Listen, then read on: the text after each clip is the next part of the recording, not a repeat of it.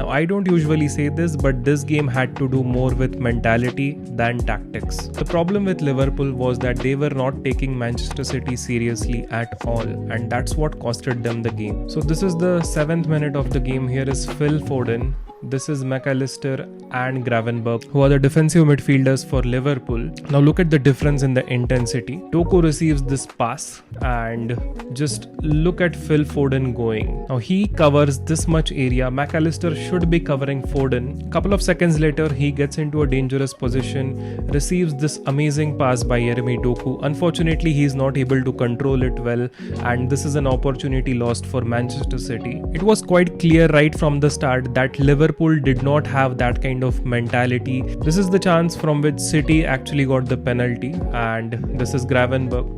Look at Gravenberch's position. I don't understand what he's trying to do. So they are doubling Doku up.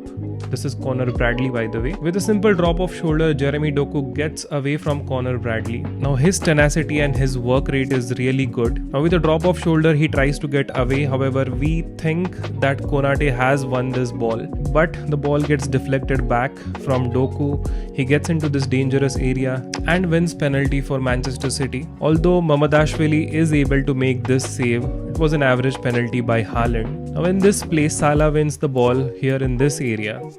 Each and every Liverpool player is actually present inside this box. Now what is he trying to do? He's trying to get a counter attack all by himself against all the City players. Ends up losing possession and a counter attack starts for Manchester City. Now this is the attack from which the goal came. Matheus Nunes is actually marked by two players, that is Robertson and Florian Wirtz over here. None of them actually come and try to tackle. If you are having 2v1 situation against a fullback who is not a natural fullback in the first place, at least one of them needs to go on him, make somewhat of a tackle or block the passing lane, but they leave all this space open. Nunez puts in a brilliant ball for Haaland. Konate misses his header, Haaland doesn't miss his. 1-0 for Manchester City. This was the exact pattern which was followed throughout the game. Liverpool players were not closing up on City players, and City were literally playing with a front line in which the least technical player was Erling Haaland. Against these kind of technical players, you cannot give them room. You need to close them down. You need to make some tackles. At least in 2v1 situations, one player needs to make a tackle, but Liverpool just delayed every attack. The next weakness in Liverpool's game has been their weakness throughout this season. That is their marking and pressing in the final third. This is Bernardo Silva, and just look at his play in this particular build-up.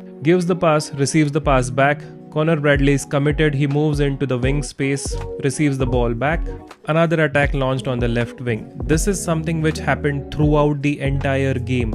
City were easily able to break down Liverpool's pressing system and launch the attack from either of the wings. Here is the play that led to the third goal. We see now this is a good pressing structure overall, but again Liverpool players do not try to commit any tackle. With just two passes, all this open space to run into. This was the exact attack from which the third goal came for Manchester City.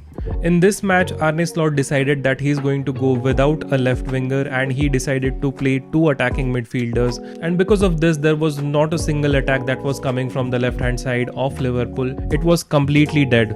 Look at this attacking transition for Liverpool. Robertson is on the ball, and just a couple of seconds later we see three players. Two of them are occupying the central space, and Salah is present on the right wing. There is nobody present on the left wing, but because there was no out and out left winger, City crowded out the central and right wing area of Liverpool and neutralized the entire Liverpool attack. And see, in the 56th minute, Gakpo comes in to occupy the left wing, and literally 2 minutes later he gets an opportunity to score for Liverpool. Conor Bradley feeds this excellent ball, and this is Cody Gakpo. Unfortunately, his shot goes wide. In the first half, Liverpool did score a goal, but because Robertson was in an offside position, this goal was disallowed. Throughout the entire match, Manchester City were able to get out of Liverpool's press and launch an attack from the left wing where Jérémy Doku was present. Even in this play, a good hold-up play by Haaland, and Jérémy Doku is launched. Doku receives the ball. A couple of seconds later, he gets into the box, gets a turn, gets this shot, and he got the match-winning goal as well. Receives the ball in this area, drops a shoulder, nobody is coming close to him, nobody wants to foul him. Excellent shot, world-class finish. With a 3-0 victory against Liverpool, Manchester City came with a statement that this league is not over yet. And we have seen this movie a lot of times. In the second half, they always bounce back. And that's why Arsenal need to watch out. The title race has become more exciting, and that's a very good news for neutral fans like me. And that's it for this video. Thank you so much for watching. If you like the video, do let me know. Bye for now.